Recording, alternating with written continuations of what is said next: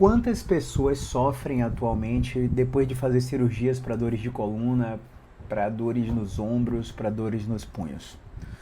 Bom, recentemente eu dei uma lida no livro de um cirurgião ortopédico chamado Ian Harris. E basicamente esse cirurgião, ele é pesquisador e ele já fez uma série de estudos controlados mostrando pacientes que tinham indicação de cirurgia divididos em dois grupos. O primeiro grupo vai para a cirurgia de verdade e o segundo grupo vai para a cirurgia de mentira. Caio, o que você está querendo dizer? Existe cirurgia de mentira? Sim. Um comitê de pesquisa clínica, um comitê de ética em pesquisa clínica avalia se há conflitos de interesse, se há vieses de interpretação, se o grupo que vai para a cirurgia falsa vai ter algum tipo de prejuízo, de malefício na área de saúde. E não tendo, esse comitê de ética em pesquisa vai lá e libera a realização dessa pesquisa. Então, vamos clarear para você primeiro com dor no joelho.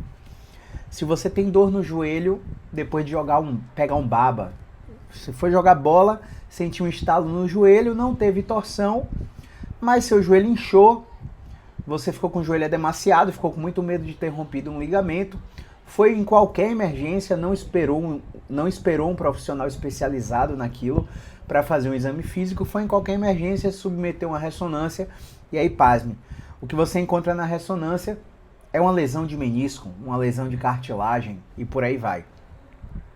Só que você não sabia que se você fizesse aquela mesma ressonância no joelho, que você não teve o trauma, que você não teve o problema no baba, há grande chance de você encontrar as mesmas alterações do joelho que estava doendo. Fato é que você faz uma punção, drena aquele líquido, faz um procedimento, o seu plano de saúde cobre e depois de um tempo você continua com dor.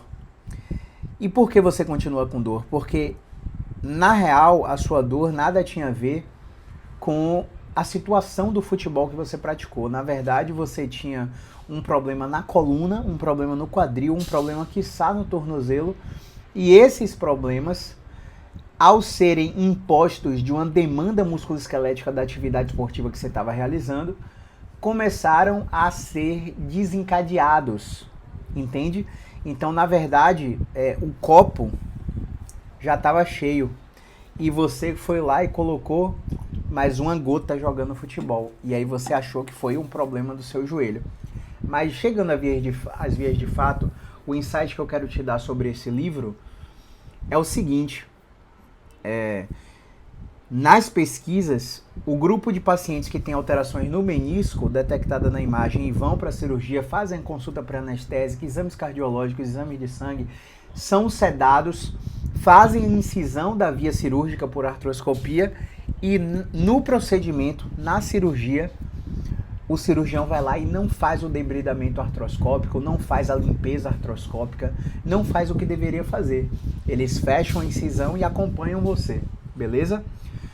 Já o outro grupo vai lá e faz a cirurgia de verdade. Todos esses procedimentos que eu acabei de te falar, somados... entrou um mosquito aqui em casa, a qualquer momento eu vou parar o vídeo e continuar depois, tá? O cachorro tá doido atrás do mosquito.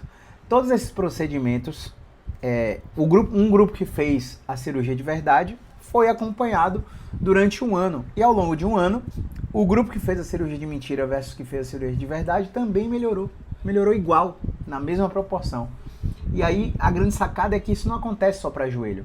Isso acontece para artroscopia de ombro, isso acontece para vertebroplastia de coluna, para cirurgias de coluna propriamente dito. Por exemplo, você está com dor de coluna, tem indicação cirúrgica, você vai no grupo da cirurgia de mentira e os outros indicados para cirurgia vai para o grupo de cirurgia de verdade. Você melhora igual ao grupo que fez a cirurgia de verdade. E por que eu estou te falando isso? Porque parece que o efeito do ritual terapêutico é o que gera todo o contexto de interpretação do cérebro para liberar analgésico.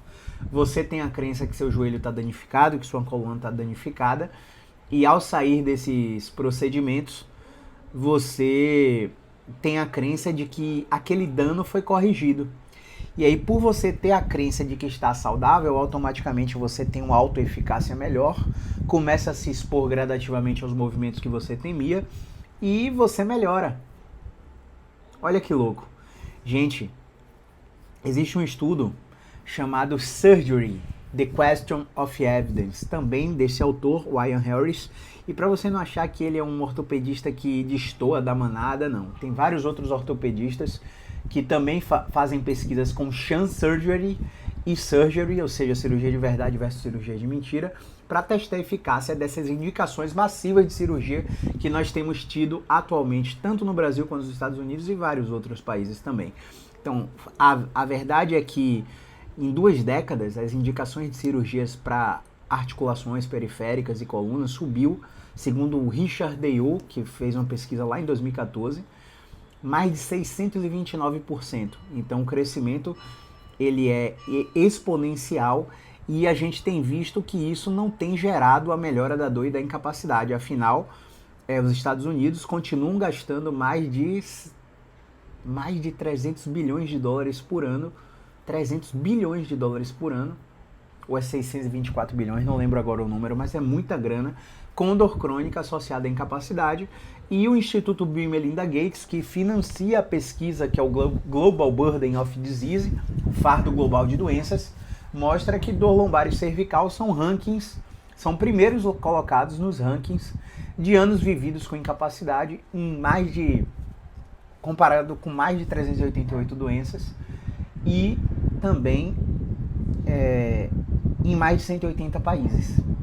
Então a gente está num cenário onde a tecnologia avançou, a indicação de cirurgia aumentou, procedimentos de anestesia, bloqueios, injeções epidurais, prescrição massiva de corticoides, a medicalização aumentou exponencialmente, mas a população de fato que deveria estar sendo beneficiada por isso, não está sendo beneficiada por isso. Aí eu levanto essa questão aí para você refletir. Será que eu preciso mesmo de tecnologia para melhorar? Será que a tecnologia tem me ajudado? E aí a gente está falando com a população que sofre com dor crônica musculoesquelética. A gente não está falando com população soropositiva, com HIV, por exemplo. Hoje a gente sabe que a tecnologia beneficiou os infectados pelo vírus, o HIV, né? As pessoas com HIV hoje levam a vida normal. Pneumopatas, né? Pacientes com doença pulmonar obstrutiva crônica ou outras pneumopatias, a tecnologia também os beneficiou. Eles vivem muito melhor, com muito mais qualidade de vida e por mais tempo. Se a gente for pensar em doenças, em síndromes metabólicas como a diabetes mellitus, hoje o diabético ele vive praticamente normal se seguir mudanças de comportamento e de estilo de vida, orientações nutricionais e do seu médico, assistente, né? Então a gente vê que existem grupos de populações que são altamente beneficiadas pela tecnologia. Mas na dor crônica, pessoal, na dor crônica, a tecnologia não tem ajudado. Então se a gente pegar os estudos da Julie Fritz, publicados em 2012, que foram viewpoints da APTA, né, da American Physical Therapy Association, os viewpoints falam o seguinte: olha, se eu vou para o cuidado usual em saúde versus direto no fisioterapeuta, eu gasto $2.700 a mais. E o que é o cuidado usual? Você vai na emergência, você faz uma ressonância, você pega o resultado da ressonância, aí leva no médico especialista, o médico especialista te dá medicações para você tomar e te manda para fisioterapia, aí você chega na fisioterapia, depois que você volta da fisioterapia, você volta no médico, para o médico decidir se você está de alta ou não. Esse é o cuidado usual hoje. E convenhamos, não é o mais comum, não é o que mais acontece hoje em dia. E você ir direto no fisioterapeuta, como que eu sei que eu preciso ir direto no fisioterapeuta? Eu preciso saber se eu sofri trauma, que é do acidente, ou tenho sinais de doença grave. Quais são os sinais de doença grave? Olha, eu tô com dor, já passou de 3 meses e eu tô perdendo peso sem motivo. A dor surgiu e eu tô perdendo peso. Eu, em 3 semanas, perdi 6 quilos sem iniciar uma nova atividade física, sem iniciar uma dieta, sem descobrir uma diabetes ou um problema endocrinológico. E eu continuo perdendo peso. Isso é uma suspeita de uma doença grave. Se você, por exemplo, junto com a dor veio com febre, sinal de infecção. Então, é uma suspeita de alguma coisa grave, não é mesmo? Se você, por exemplo, sofreu trauma que é do acidente, você tem um sinal de fratura. Você pode ter tido uma fratura, e isso é grave. Você pode perder os movimentos da perna se você fraturar uma coluna, por aí vai. Se você está com incontinência urinária ou fecal, a dor veio e você não consegue mais controlar o xixi e as fezes até chegar no banheiro. Você se borra todo, você se urina todo. Se você perdeu o controle que a gente chama controle esfincteriano, que é o de prender xixi e prender as fezes,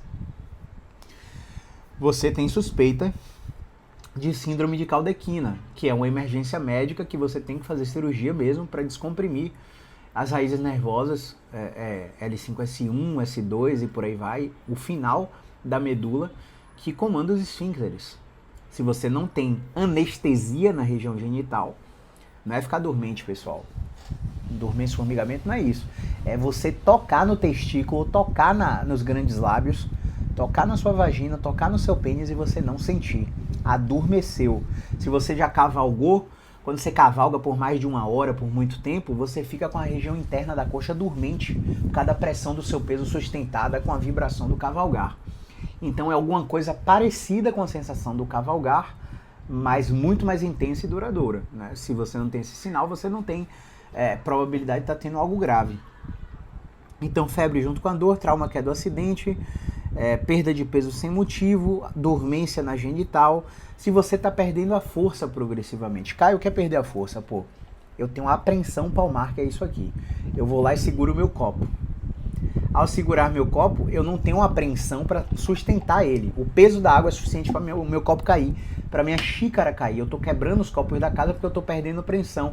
Eu não estou segurando o volante do carro para fazer a curva porque eu estou sem força de apertar minha mão. Então, um sinal de compressão nervosa grave do pescoço que perde o comando da força na mão. Se você tenta ficar na ponta do pé, né? Você tenta ficar na ponta do pé e se equilibrar e você não consegue, o que pode estar acontecendo? Você pode estar perdendo, você pode estar com a compressão nervosa na raiz lombar. E aí sua coluna lombar está te impedindo de levantar a ponta do pé, de ficar na ponta do pé, de andar sobre os calcanhares. E outra, né, pessoal, piora progressiva.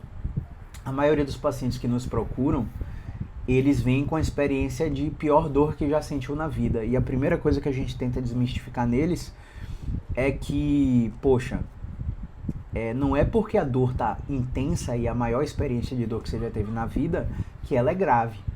Todos os seus sinais de que algo grave está acontecendo estão negativos, que foram essas perguntas que eu acabei de ensinar para vocês. Seus testes de tensão de nervos, seus testes de força, sua avaliação de reflexos, sua alteração de sua avaliação de sensibilidade, tudo isso a gente consegue fazer por teleconsulta ou por consulta presencial com a mesma eficiência. Todos os seus testes estão negativos, então eu sei que a dor é excruciante, mas dor é sensação, emoção e pensamento.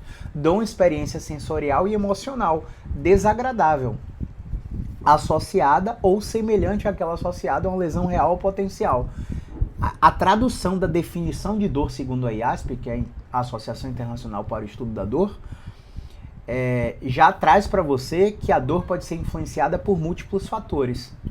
Então eu brinco com meus pacientes que eu posso estar sentado aqui assistindo um vídeo de um podcast, assistindo uma série na Netflix, e eu tenho uma crise de dor cervical. E aí eu não tenho habilidade intelectual, e aí não é culpa sua, tá? Eu não tenho habilidade intelectual para entender, pô, eu tô num conflito familiar pesado com meu pai. Eu tô num conflito familiar pesado com meu irmão. Pô, eu tô me separando de um casamento de 10 anos. Meus filhos estão sentindo, eu tô sofrendo muito, né? Eu descobri que meu sócio tá me roubando dentro da empresa. Por exemplo, eu descobri que meu irmão tem Alzheimer, o Alzheimer está avançando rápido e só somos nós dois. E na juventude, quando nós perdemos nossos pais, ele me amparou e ele foi o meu pai. Hoje eu vivo a minha vida, eu tenho minha esposa, eu tenho meus filhos, eu tenho minha família, mas eu me sinto com uma dívida de gratidão com meu irmão. Meu irmão não aceita cuidador na casa dele, então eu vou organizar minha vida de uma forma que eu consiga me mudar para a casa do meu irmão para dar assistência nessa fase da vida terrível que ele está passando. Você vê como é nobre a intenção? Por mais nobre que pareça ser, vamos analisar a balança de esforço-recompensa? Na balança de esforço-recompensa, eu simplesmente tô me doando demais para uma esfera da vida e não recebendo a recompensa que eu acho que preciso para equilibrar essa balança, dando atenção ao meu irmão e à minha família. Ou ao passo que eu tô num trabalho que eu não amo, mas eu sonhei com estabilidade, eu passei num concurso público, ganho aí meus 15 mil por mês, mas o cara do meu setor colocou atestado e eu tô fazendo a minha demanda e a dele há muito tempo e eu tô me sentindo sobrecarregado e não tô reconhecido pelo meu superior, nem financeiramente, nem em contexto de reconhecimento profissional. E aí eu falo isso pra você agora porque eu também tô desequilibrando a balança de esforço-recompensa. Não importa se essa balança é na família, no relacionamento, no trabalho, no lazer, no esporte. Poxa, eu me doei tanto, eu sou ginasta profissional, fui pra Rússia, pra Copa do Mundo de ginástica, e eu treinei mais do que todo mundo e eu não consegui nem a medalha de bronze. Esforço dado por recompensa recebida pobre. Minha balança de esforço-recompensa também está desequilibrada no esporte. Olha quantas situações. Por exemplo, uma outra situação bem particular. Casa de apostas hoje, né? Casa de apostas com pessoas que basicamente não têm letramento financeiro adequado para entender quais são os trâmites neurocientíficos que eles aplicam para que você coloque cada vez mais dinheiro nisso. E aí não é julgar se é certo ou errado, tá, pessoal? Não é julgamento de valor, mas imagine que você vive numa balança financeira onde hoje sua renda depende das casas de apostas.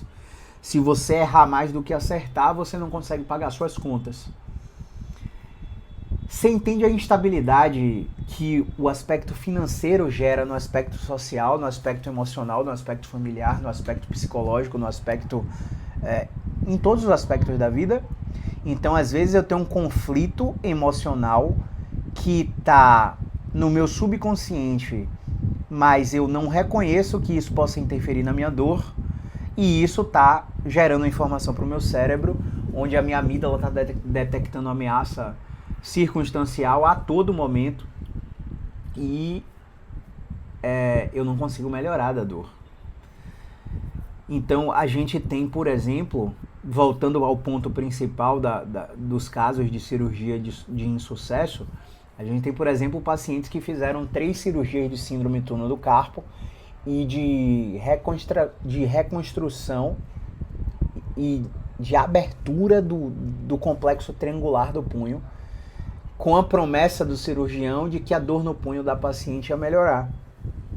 E a dor no punho até melhorava depois dos procedimentos cirúrgicos, mas 2, 3 meses depois a dor no punho estava lá exatamente igual.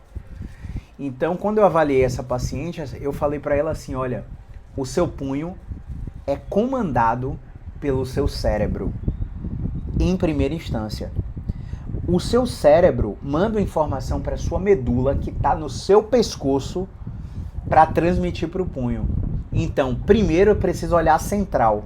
Como é que está o seu contexto de vida para entender como o seu cérebro está funcionando? Ele está no modo sono-vigília ok? Ou ele está no modo sono-vigília desregulado? A partir de que eu avalio o contexto do paciente, eu vou para a estrutura. O pescoço, de onde sai o nervo que comanda o punho, ele está ok? Olha, ele não está ok. Tem movimentos restritos, tem direções de movimento que estão com rigidez, tem dor ao movimento, tem excesso de tensão muscular e a gente tem um problema aí, por mais que você não tenha queixa de dor no pescoço. Você tem uma dor no punho, mas quem comanda o punho são os nervos que saem do pescoço. Do seu pescoço para o seu punho, tem um complexo de nervos que chamamos de plexo braquial, subdividindo-se em 3, nervo ulnar, mediano e radial, e antes desse plexo braquial ainda tem o nervo axilar aqui embaixo, todos esses nervos podem mandar informações em exagero ou em falta para que o seu punho se movimente. E aí você acha que você se movimenta mais assim, movimenta com o punho fechado aí, ou você se movimenta mais assim, movimenta com o punho aberto, os dedos abertos. Ele puxa cá, ela puxa cá, eu me movimento mais assim, eu tenho muito medo de usar o braço nas atividades do meu trabalho e por aí vai.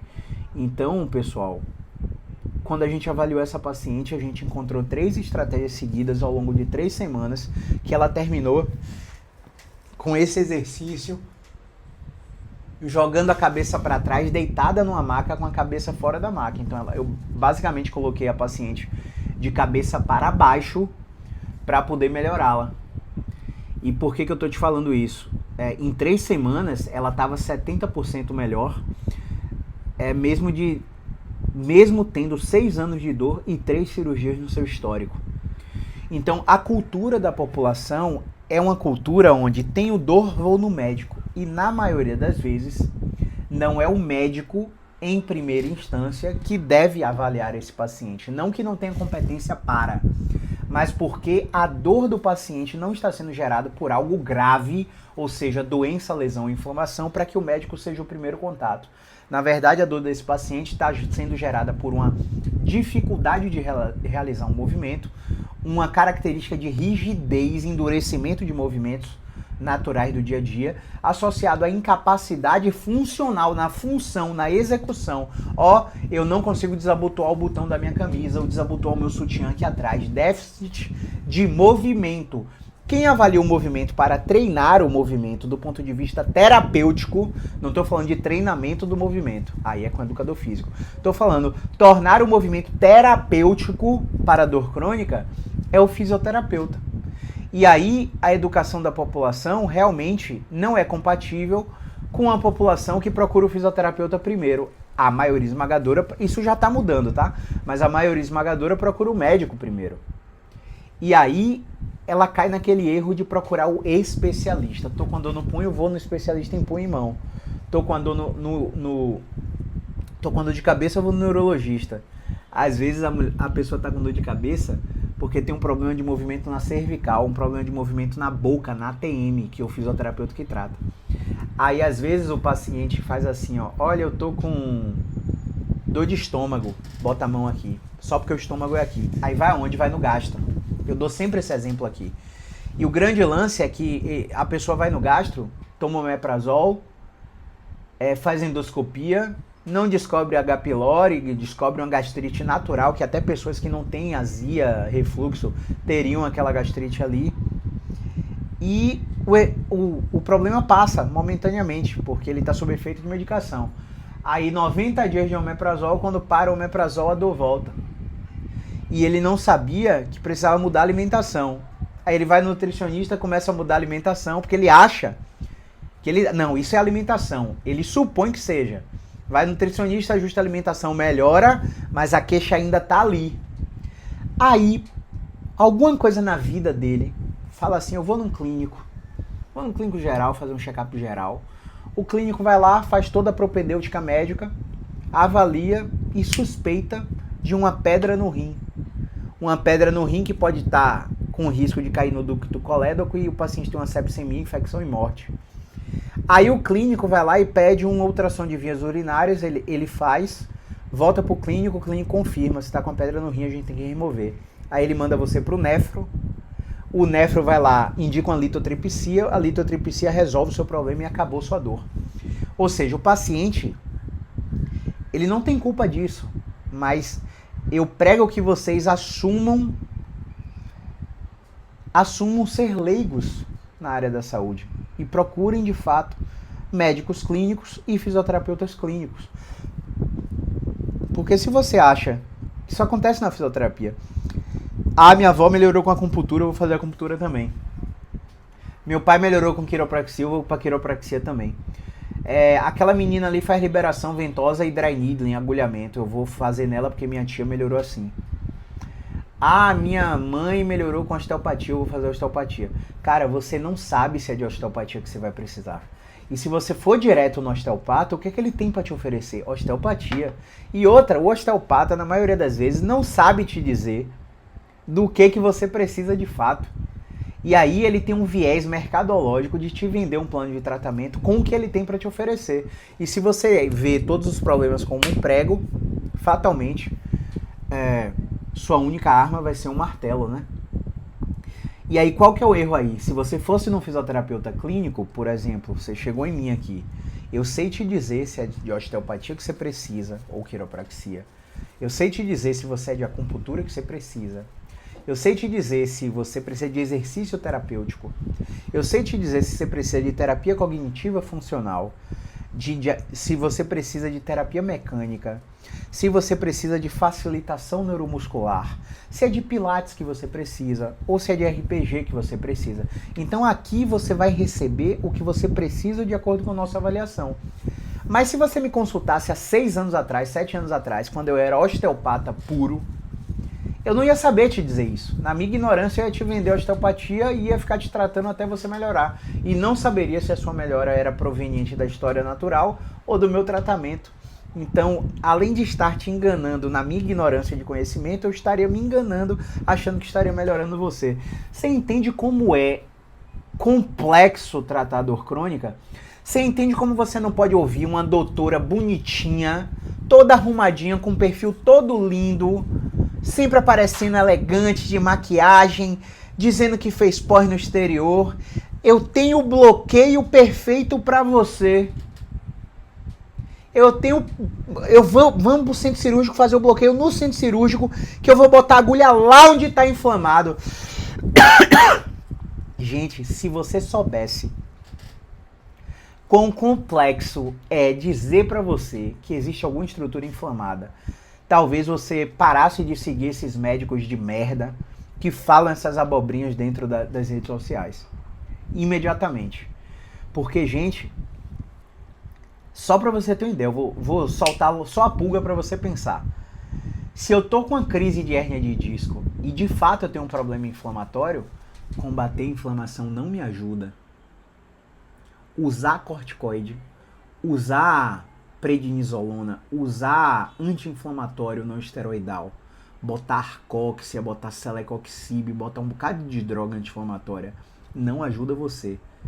O que a gente vê são pacientes chegando com crises estomacais por bombas de anti-inflamatórios, até com sangramentos gastrointestinais, por causa do uso dessas medicações.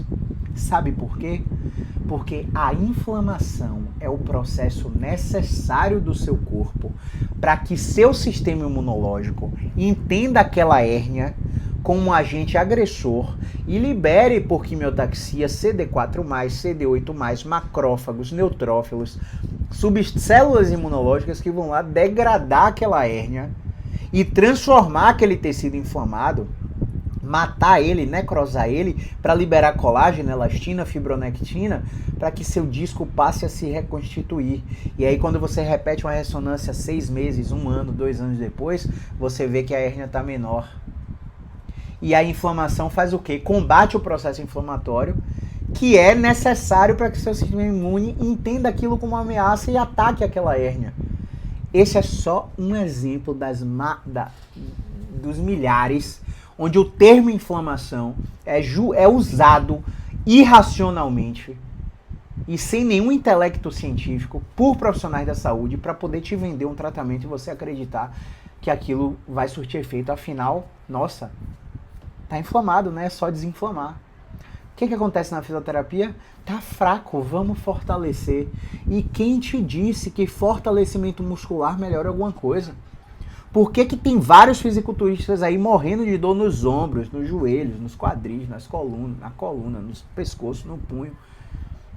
Os caras são fortes e os caras têm dor. Ai, alonga que tá encurtado. Alongamento só serve para encurtamento, não serve para dor crônica. Vamos fazer anti-inflamação, ultrassom, laser, infravermelho. Você já entendeu que na maioria das vezes a inflamação não é o problema, né? Então, eu tenho um vídeo no YouTube, que é o vídeo de capa do meu canal. Vê aqui na descrição. Na descrição tem todas as minhas redes sociais, todos os canais de contato para você falar comigo. E eu quero te dizer o seguinte, eu tenho um vídeo lá no YouTube que é Seu tratamento está errado, e nesse vídeo eu te mostro o porquê. Eu recomendo que você assista esse vídeo. Então, Gente, é muito complicado tratar dor crônica.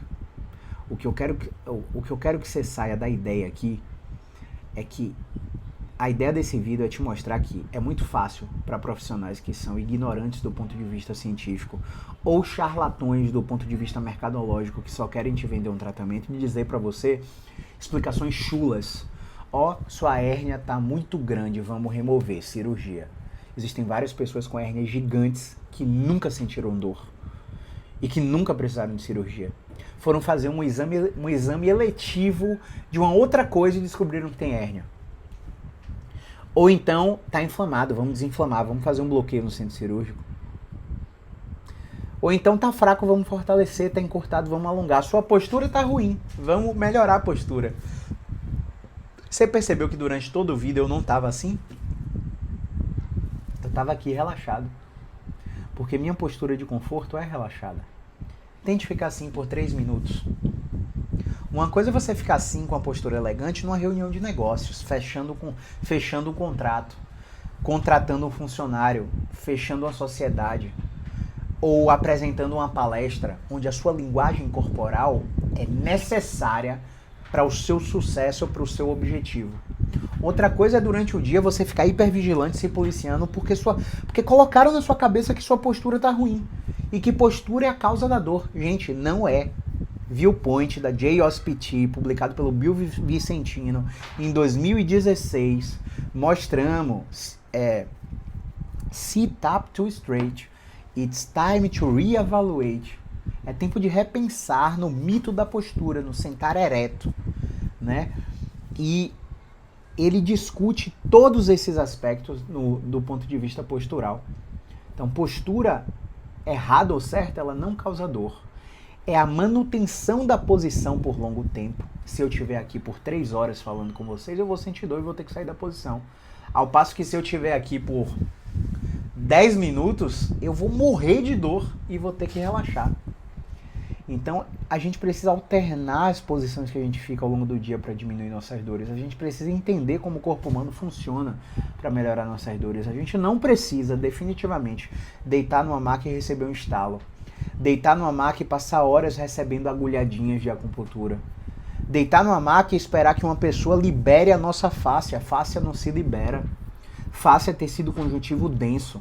Para você botar uma pressão no tecido, para acessar o tecido conjuntivo denso, você machuca o tecido conjuntivo frouxo, que é fundamental para a permeabilidade da membrana e troca de íons de cálcio para que você tenha um sistema nervoso funcionante, um sistema tegumentar de pele funcionante.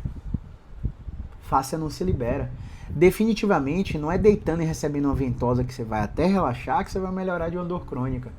Não é metendo seu joelho num ácido hialurônico, num plasma rico em plaquetas que você vai melhorar uma dor.